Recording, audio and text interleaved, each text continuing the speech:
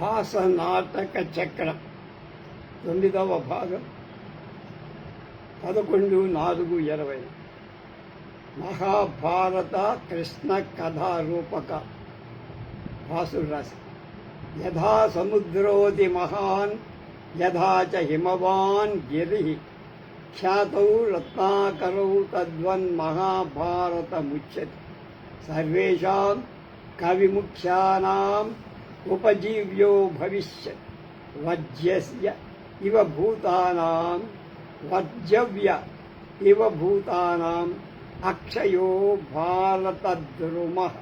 మహాభారతంలో వ్యాసుడు మహాసముద్రం హిమవత్ పర్వతం రత్నాకరాలని చెప్పబడినట్లే మహాభారతం కూడా రత్నాకరం, రత్నాలకు ఆకరం నిలయ అని చెప్పు.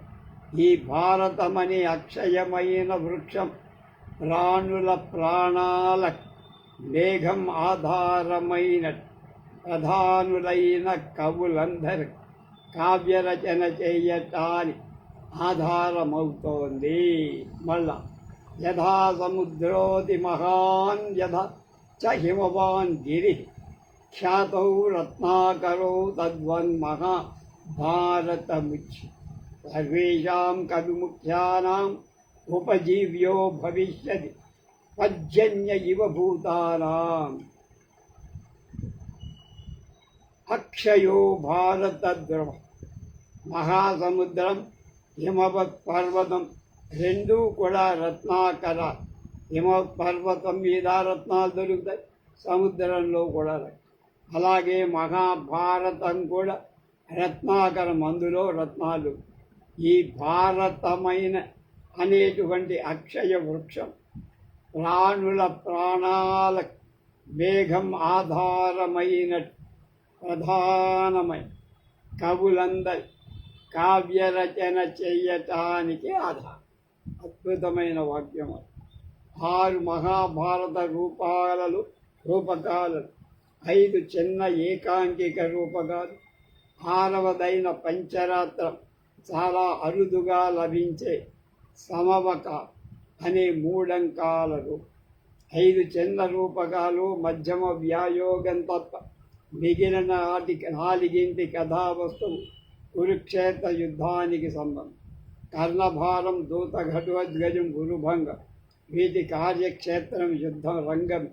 దూతవాక్యం కథ మాత్రం యుద్ధానికి ముందు. యుద్ధరంగంతో సంబంధం లేని మధ్యమ వ్యాయోగం పంచరాత్రాల కథలు మహాభారత పురుషులను గ్రహించి భాసుడి చేత కల్పించవ. ఒకదానిలోని కథకు మహాభారత కథతో సంబంధం అధికంగా ఉంటే రెండవ దానికి స్వల్పంగా ఉంది. మధ్యమ వ్యాయోగంలో మహాభారతంలోని వ్యక్తులు పాత్రలుగా ఉన్నారు, కానీ మూల కథతో దీనికేం సంబంధం లేదు. దీని కథా సంవిధానం అంతా కొత్త. ఈ విషయంలో దేనికి పంచరాత్రానికి సంబంధం లేదు. దీనికి పంచరాత్రం. దీనిలో బాధుడు విరాట పర్వ కథ తీసుకొని రూపక అనుగుణంగా చాలా మార్పులు. పంచరాత్రంలో యుద్ధానికి పూర్వం జరిగిన కథ. ఈ కథ యుద్ధ కారణభూతమైందని చెప్పదు. యుద్ధం జరగబోయే ముందు కథ గ్రహించి రాసిన రూపకం దూతవాక్యం.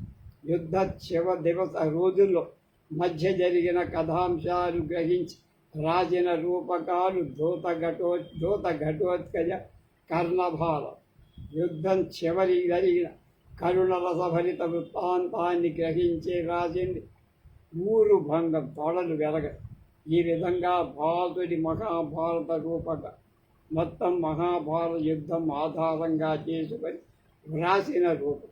దీన్ని బట్టి కొందరు విమర్శకులు రామాయణ రూపకాలు రెండింటిని రామాయణ కథ అంతా సంగ్రహించినట్టు భాసుడు భారత కథ అంతా సంగ్రహించి కొన్ని రూపకాలు వ్రాసి ఉంటాడని. ప్రస్తుతం మనకు లభిస్తున్న ఏకాంక రూపకాలు, ఈ భగవద్ రూపకాలు 5 మాత్రమే ఉన్నాయని అంటారు. ఈ వాదం పైకి బాగానే ఉన్న పరిశీలించి చూస్తే అది నిలబడేది కాదని. ఉదాహరణకు పంచరాత్రంలోని దుర్యోధను ఉత్తమశీల సంపద, ఉదార స్వభావం కలదు, శ్రద్ధగా యజ్ఞయాగాదులు చేసినవాడు, అన్నిటికంటే సత్యసంధుడు. అంతకంటే ఏమిటంటే కొంచెం వైమనస్యం లేకుండా పాండవులు వాళ్ళ రాజ్యభాగం ఇచ్చేశారు. ఈ విధంగా ఈ నాటకంలో దుర్యోధనుడికి దూతవాక్య ఘటోత్కజాల్లో దుర్యోధనుడికి ఏమాత్రం పోలికలు. ఈ విధంగా దూత ఘటోత్కజంలో ధృతరాష్ట్రుడు ఇతర రూపకాలు ధృతరాష్ట్రుడి కంటే భిన్నుడు. మహాభారత కథారూపకాలు ఒకే మూలం నుండి కథ తీసుకోవడం చేతనే కాక కథను నడిపిన పద్ధతి, రసాలు మొదలైన ఇతర విషయాల చేత కూడా ఎక్కువ పరస్పర సామ్యం. వీరరసానికి చెందిన యుద్ధ వీరం, ధర్మవీరం, అలాగే దానవీరం అనే విభిన్న స్వరూప కరుణరసం ఈ రూపకాలన్నిటిలో ప్రధానం. వీర కరుణాల మధ్య ఉన్న ప్రాధాన్యం రూపకానికి ఒక దృశ్యానికి మరొక దృశ్యానికి మారుతూ ఉండదు. ఈ ప్రధాన రసాలకు అనుగుణంగా మధ్య భయానకం, చీభత్సం, అద్భుతం, రౌద్రం మొదలైన అవిరోధి రసాలు కూడా కలపలేదు. అక్కడక్కడ హాస్యరసాలు చక్కగా పోషించబడ్డాయి. బాధుడి ప్రతిభ శ్లాఘన. ఈ ప్రాస్తావిక వచనాలతో ఇక మనం ఈ కోవకు చెందిన రూపకాలు పరిశీలించాం. దూతవాక్యం యుద్ధ సన్నాహాల వర్ణనతో కథ ప్రారంభం. సేనాపతిని నియమించడానికై దుర్యోధనుడు సభ చేస్తాడు. సేనాపతిగా భీష్ముడు ఎన్నుకోబడ్డాడు. పాండవులు దూతగా కృష్ణుడు వచ్చినట్లు వార్త. కృష్ణుడిని అవమానించడానికి దుర్యోధనుడు అన్ని విధాలా ప్రయత్నం చేస్తాడు. అయితే అంతా నిష్ఫలం. పాండవులకు వాళ్ళ రాజ్యభాగం ఇవ్వాలని గట్టిగా చెబుతూ కృష్ణుడు ధర్మరాజు పంపిన సందేశం అందిస్తాడు. వాళ్ళందరూ పాండవులకు పుట్టిన కుమారులు కాదు, అందుచేత వాళ్ళకి రాజ్యం మీద అధికారం లేదని చెబుతూ దుర్యోధనుడు రాజ్యభాగం ఇవ్వటానికి నిరాకరణ. వ్యాసుడికి పుట్టిన ధృతరాష్ట్రుడి కుమారుడై ఉండి దుర్యోధనుడు ఇలా అనడం ఆశ్చర్యకరంగా ఉందని కృష్ణుడు వాణ్ణి నిందిస్తాడు. చివరికి కృష్ణుడిని నిందించడంతో తీవ్రమైన వాగ్యుద్ధం. చివరికి దుర్యోధనుడు దుష్టాత్మకుడై ఈ దూతను బంధించండని భృత్యులను ఆజ్ఞాపిస్తాడు. వాళ్ళు బంధించదాలకపోవటం పాశం చేతిలో పట్టుకుని దుర్యోధనుడే కృష్ణుడి వైపు శీఘ్రంగా వెళ్ళటం. కృష్ణుడు తాను మాయాశక్తి చాలా ఆకారం, చాలా చిన్నాకారం, వివిధ రూపాలు ధరిస్తాడు. దుర్యోధనుడి ప్రయత్నాన్ని పరిహాసాస్పదం. కృష్ణుడికి తీవ్రమైన క్రోధం కలగడంతో మహాశక్తి రూపమైన సుదర్శన చక్రం మనుష్యాకారం కృష్ణుడి ఆజ్ఞకు ఎదురు అతని వద్దకు దాని వెనకనే ఇతర ఆయుధాలు గరుత్మంతుడు కూడా వస్తాయి. అయితే సుదర్శనం కృష్ణుడి కోపం శాంతింపచేస్తుంది. ధృతరాష్ట్రుడి క్షమాపణ చెప్పు. చివరికి కృష్ణుడు వెళ్ళి ఈ రూపకానికి అందరికీ మకుటాయమైన చిత్రపట దర్శన వృత్తం. కృష్ణుణ్ణి అవమానించటానికి దుర్యోధను చేసి క్షుద్ర ఉపాయాల్లో ఇదో. కృష్ణుడు లోపలికి వచ్చినప్పుడు మీరెవరూ లేవద్దు అని సభ్యులందరినీ గట్టిగా శాసించి దుర్యోధనుడు ఆ చిత్రపటంలో చిత్రించిన ద్రౌపది కేశ ఆకర్షణ వస్త్రాపహరణాదులన్నీ చూస్తూ మెచ్చుకుంటూ తన ఆసనానికి అంటి పెట్టుకొని కూర్చుంది. పూర్వం జరిగిన నీతిభాగ్యమైన వృత్తాంతాన్ని చూస్తూ ఆనందిస్తూ చొల్లు కార్చుకుంటున్న దుర్యోధనుడు ఎంత నీచాత్ముడు స్పష్టంగా చిత్రించటానికి పాసు ఈ చిత్ర దర్శన వృత్తాంతాన్ని చక్కగా ఉపయోగించి నిస్సహాయ స్థితిలో ఉన్న ద్రౌపది ఆ చిత్రంలో చూస్తూ కళా సౌందర్యాన్ని ఆస్వాదిస్తున్న దుర్యోధనుడి మనసులో దాగి ఉన్న పరదుఃఖ ప్రీతిని అద్భుతంగా చిత్రించింది.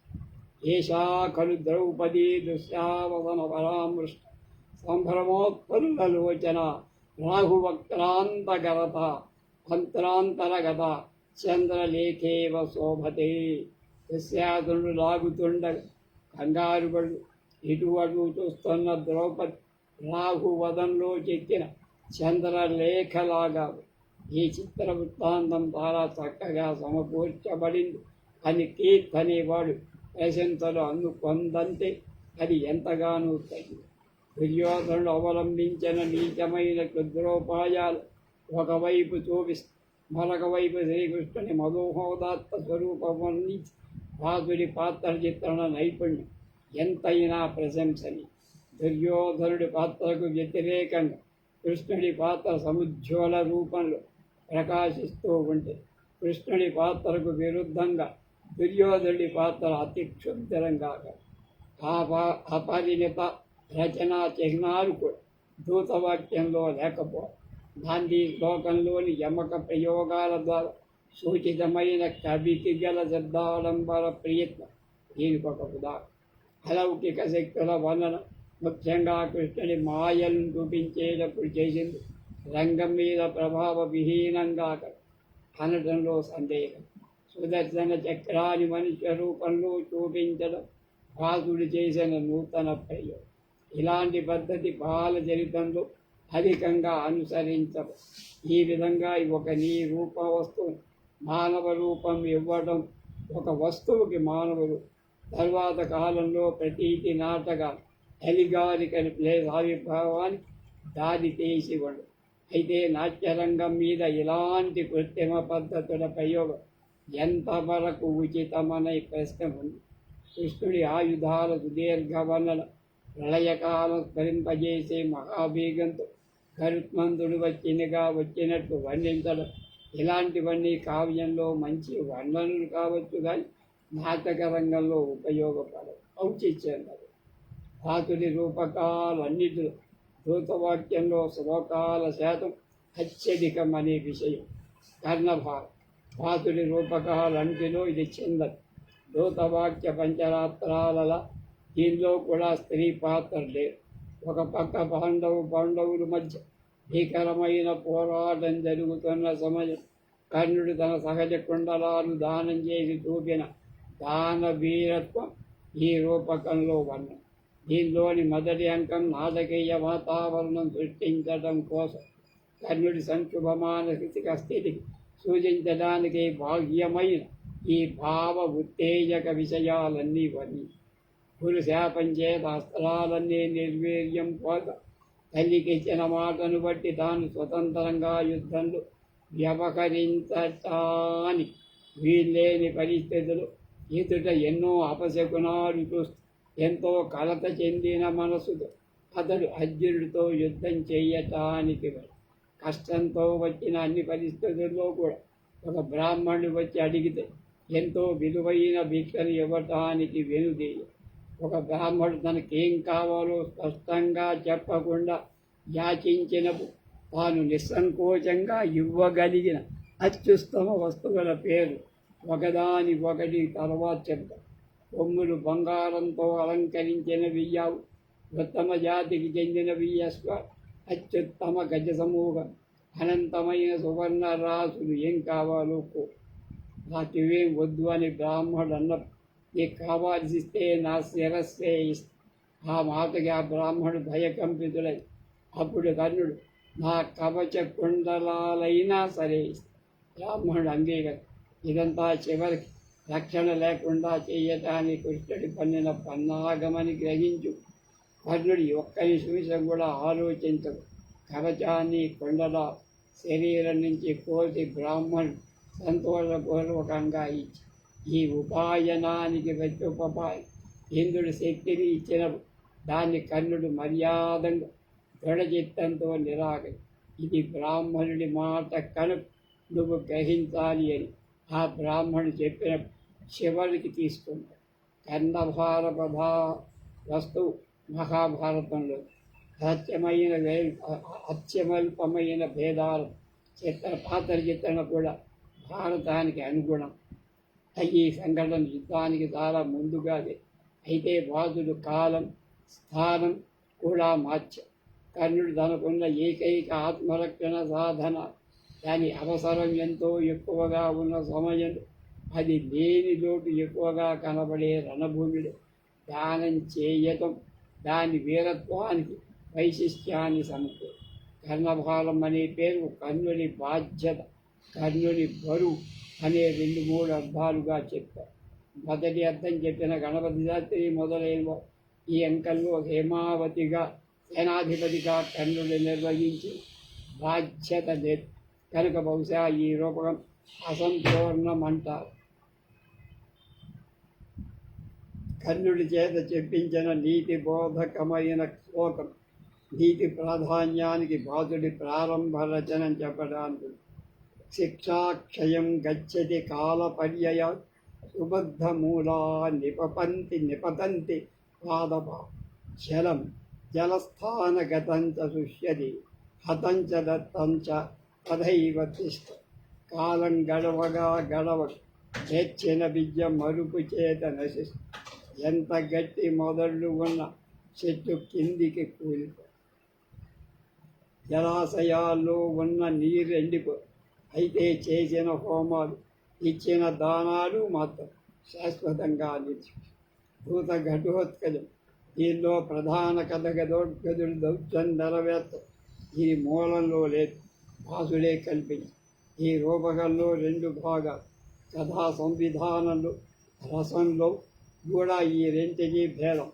మొత్తం రూపకంలో 3 వంతులలో 2 వంతులున్న భాగం మొదటి కరుణరసభరం ఇది రూపకాని పూర్వభూమిక బ్యాక్గ్రౌండ్ యువకుడు మహావీరుడు అయిన అభిమన్యుడు కౌరవపక్షంలో ఉన్న మహారథికులంతా కలిసి చంపుతారు. ఈ సంఘటన ప్రభావం ధృతరాష్ట్రుడి మీద దుర్యోధను మీద వేర్వేరుగా పడు కుటుంబ కలకం ఇలాంటి వికృత భయంకర రూపం దాల్చి శిశుహత్య అనే అన్యాయ దారి తీసినందుకు ధృతరాష్ట్రుడు భయభ్రాంతుడు.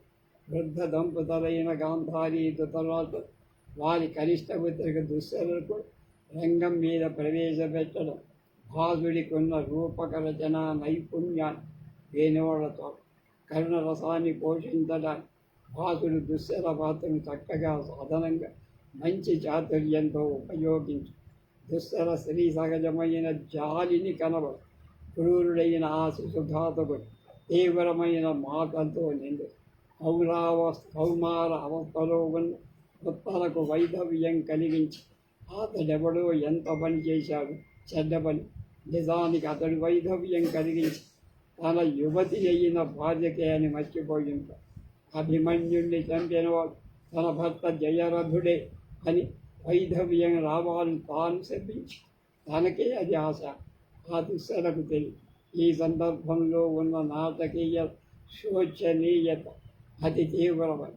ఈ విధంగా నాటకీయ శోచనీయత సృష్టించడంలో భాసుడు అందవేశించి ఏమాత్రం అవకాశం లభించి అతడు దాన్ని జారిపోనిడు.